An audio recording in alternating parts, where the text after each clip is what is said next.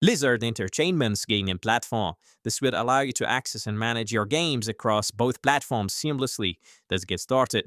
First, make sure you have the Blizzard Battle.net desktop app installed on your computer. If you don't have it yet, you can download it from the Blizzard website and install it.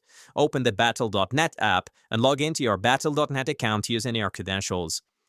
Once you're logged in, click on your account name or the Blizzard logo at the top left corner of the app to open the drop-down menu and then select Settings. In the Settings menu, look for the option that says Connections or Linked Accounts. Click on it to open the Account Linking section. You should see an option to link your Steam account. Click on Link Steam Account and follow the prompts to log into your Steam account using your Steam credentials. Once logged in, you'll be asked to authorize the connection between the Steam and the Battle.net accounts. Review the permissions and click Authorize or Link to proceed. After authorization, you should see a confirmation message.